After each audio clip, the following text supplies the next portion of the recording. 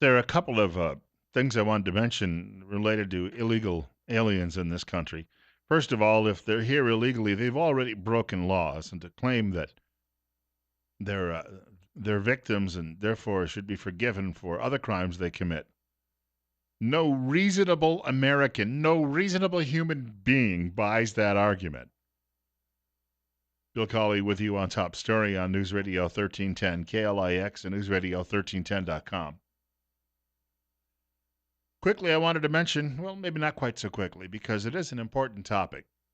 I was having this conversation with somebody last night after I left work. I don't plan, I have no plans to make plans when it comes to retirement. I'm not working up much of a sweat doing this job, and I actually really enjoy doing it. So I'm not thinking about the day when I'm not going, well, I do, but I'm not thinking about it in a sense. Put it this way, I'm not planning for retirement. But we all should be thinking about it to some degree. Waddell and Reed will help you if you've got something along those lines in mind. Waddell and Reed has been in the investment business since 1937, 80 years now, one of the oldest firms in the country to offer mutual funds, owning and managing two mutual fund families. 80 years is a pretty good barometer of how these people really know what they're doing. Any business that can last 8 months, much less 8 years, and then go on to 80 years is doing something right. I wanted to point out, too, as well, Waddell and Reed will help you build proper expectations because there's going to be an approach to planning with you and that will meet your individual needs and goals. Waddell and Reed will help you manage money, and Waddell and Reed takes planning personally. Bill Colley with you on Top Story on News Radio 1310 KLIX and News Radio 1310.com. I happened to come across this at the Daily Signal today. A writer by the name of, he's got a really cool name, Hans von Spakovsky. He sounds like a Bond villain, but he seems to be a pretty nice guy. He said he was talking about Jeff Sessions' news conference the other day where Sessions announced if you're a sanctuary city, county, or state, you're going to lose federal funding. And he references this guy, Francisco Sanchez, is accused of killing Kate Steinle in San Francisco, California. He told the television reporter he came to San Francisco because it was a sanctuary city and he knew he could get away with living there. The Attorney General, Jeff Sessions, also mentioned another such case that happened just within the last 2 weeks. According to the Attorney General, Avar Valles, another illegal alien, was charged with the murder and robbery of a man at a light rail station. The only reason he was on the street was because the city of Denver refused to honor a detainer that ICE had filed with the city and released him from the Denver jail in December. How do the politicians then talk to the dead man's family? There was a fellow yesterday who was testifying in Congress. He's a sheriff in Massachusetts, state of the People's Republic of Massachusetts might be a better way to put that. You have a state legislator there who's been tipping off illegal aliens about raids that are coming. He went ballistic on that. This is from a WBZ television in Boston. This is a clip of him speaking before that committee. This is the most outrageous thing that I think, or example of what is going on across the United States that's undermining my job and every other law enforcement officer in the United States to keep our communities safe. And law enforcers, I think, across the country, if they're told to do this, have to be thinking to themselves, we need a new boss. You're well, we're going to call it 9:26. You're up next. You're on the air with Bill Colley on Top Story. Good morning, Bill. I just think it's so ironic that these people are the people that like to stand behind laws, but yet are the number one lawbreakers. And then here, hypocrisy from their side on the last few months has just been outstanding. And if anyone just reasonably opens their minds and watches the news and then listen to everybody else and try to find out all sides, they would see that the Democrats are pulling up a smokescreen. The only people you see on the alphabet networks are Democrats, unless they got a Republican on there they're trying to pin to a corner. And they sit there and talk about how things are bad when just, 6 months ago, they were okay when Bill Clinton sat on a tarmac with someone, and all of a sudden everything changed in the case. but yet there was no illegal doing there whatsoever. But yet what's going on now is horrendous, and every time we bring something up about the Democrat side, they suppress it as hard as they can. Well, and I While read this screaming. about these college students who are being egged on by their professors to behave badly. Their attitude is they're right, you're wrong, and if you're wrong, you're evil, and therefore we need to bash you over the head. They don't want to listen and have a dialogue with anybody.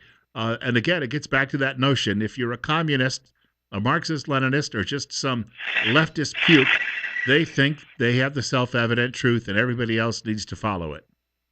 Well, I can't wait for the day that these students eat their professors for lunch, because they're going to go so far left. They're going to go farther left than the professors, and then the professors are going to be the enemy. It's probably coming. Although one professor on one college campus, thanks for the call, she has gotten a student from her class suspended. She's a Muslim who was telling her students that there's no such thing as a story of Jesus being crucified and rising from the dead, and the students started trying to argue with her logically. So she went to the folks in administration and said that he makes her feel threatened in class. She feels for her safety because he argues. Can you imagine that? An argument, a philosophical argument on a college campus? He's been suspended. 929. Bill Colley with you on Top Story on News Radio 1310. KLIX and newsradio1310.com. We're at 42. Just a quick note, if you're having difficulty hearing our program, please call my friend Dr. Christine Pickup at Mount Harrison Audiology in Rupert. There are many choices available for hearing health care. You would pick Dr. Pickup's office, though, because of her experience. She's certified. She's an audiologist with 17 years serving the hearing impaired of all ages. True diagnostic testing will help you to know what the causes of your hearing loss happen to be and will then lead to the best treatment options. Trust your hearing to a certified audiologist. Call Mount Harrison Audiology today for your appointment. The telephone number, 208-312-0957. That's 312-0957. Speaking of illegal aliens, the defense now says that the accused rapists in Maryland, they weren't really rapists because they claimed the girl wanted it. I mentioned earlier we could see a couple of snow events, not big. I mean, a few flakes mixing in here and there and spitting snow, as you might call it. It's coming up. It won't be Star Wars snow. Oh, speaking of. Right. 934, Bill Colley with you on Top Story on News Radio 1310, KLIX and newsradio1310.com. It's 41. And because of that cold weather, you're likely still going to need your furnace a few more days, if not a wee bit longer. And if you're having difficulty after a harsh winter getting the best performance from your heating unit, you need to call the pros at Ramsey Heating and Electric. They'll come out and they'll get the job done right. They'll get it done right the first time.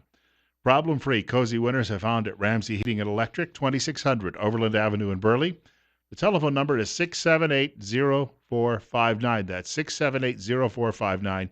Ramsey Heating and Electric, where they sell warm winters and cool summers. So what's the latest defense for the two accused illegal aliens? They're accused, well, not of being illegal aliens. That part, I guess, is known. They're alleged to have raped a 14-year-old. There we go. My microphone cut out for a moment. Had nothing to do with me, other than my non-opposable thumbs. This is the latest. The Daily Caller says defense attorneys for one of the two male high school students accused of violently raping a 14-year-old girl are claiming the victim agreed to have sex with one of the suspects over text message and sent him explicit photos. Both suspects, 17-year-old Jose Montano and 18-year-old Henry Sanchez, were in the country illegally after being detained and then released by federal officials. Montano and Sanchez were both enrolled as freshmen at Rockville High School in Maryland. Look, they were illiterate in their own countries. Why are they even in a freshman class? You know, they don't read and write as it is. And we're going to try to teach them at least if you've got to school them, put them in some sort of special school somewhere. But this notion that you're just going to dump these people when they come here in classrooms. The writer says that the lawyer, his name is Wooten, David Wooten, claims the text messages show that Montano, quote, appears to be actually innocent and should be released forthwith. All right. They're now identifying the 17-year-old. That means he's going to be charged as an adult. So let's take a moment here and ask a few questions about this. But I'm going to set it up with a story. My dad worked with a fellow. He worked for my dad back in the 1980s. The guy's name was Bob. Bob was a really nice guy. In those days, it wasn't politically correct, but he was known as Bob was considered to be touched or slow or blessed. That's what people would say about him. But he was one of those just big, muscular fellows who he was like Lenny. Was it Lenny? No. There were the two guys of Mice and Men. The big one, the big fellow. Yeah, he was Lenny, wasn't he? He was a nice guy, but he wasn't the swiftest person at work. Bob had a brother who was 27 and ended up having relations with a girl who was 14. The brother got arrested, and everybody at work was giving Bob a hard time about it. And Bob said, in his brother's defense, but she wanted it. Bob ended up later on discovering that it didn't matter because there was something called statutory rape. The law says a child that age can't form the ability to make that decision on her own. So therefore, his brother ended up going to prison, whether she wanted it or not. The brother went to prison for rape. Now, a defense lawyer is going to try to blame the victim in this case, no matter what, because he's got to try to get his client off. And so he feels by blaming the victim. And here's the thing. You're not hearing a big outcry from the American left. On the other hand, if a 21 or 22-year-old adult woman in college gets drunk and she and her boyfriend crawl into bed together, the next day when she sobers up, she can say, he took advantage of me. And then the liberals demand that he be castrated for his punishment for taking advantage of a woman in this situation, because they'll say she was drunk even though she's an adult. Because of her drunkenness, she could not make the decision in her mind rightfully, even though he may have been drunk and not known what he was doing either, that she could not have made her mind up to have sex with this man. And they will claim there's a rape culture on campus. But a 14-year-old girl, whether or not and I don't know that she did, this could just be the defense blowing smoke, whether or not she sent out an explicit text is irrelevant to this case. She's 14 years old. Number two, even if she had written the 17-year-old and said, hey, I like you, he brought along a friend to help abuse her. Now, to me, both of these guys should be in jail for a long, long time. And in some parts of the world, they still take guys out like this who do these things, put ropes around the neck and dangle them from poles, or just simply put a bullet in their heads. They ought to be thankful that's not going to happen in this country. But once they're convicted, which they should be wrapped up in a straitjacket and flown home. And if their home countries don't want them, then give them a parachute, shove them out the door, and we'll be done with them. 940. Bill Colley with you on Top Story on News Radio 1310, KLIX and newsradio1310.com. We're at 43. Wrapping the show up in a few minutes. A lot of news, as a caller mentioned earlier, on the energy front. Oh, the liberals are so upset. Keystone Pipeline's been approved. Coal mining is going to resume. Energy is going to become very cheap, and Americans are going to be able to go back to work and eat. Liberals aren't happy about it at all.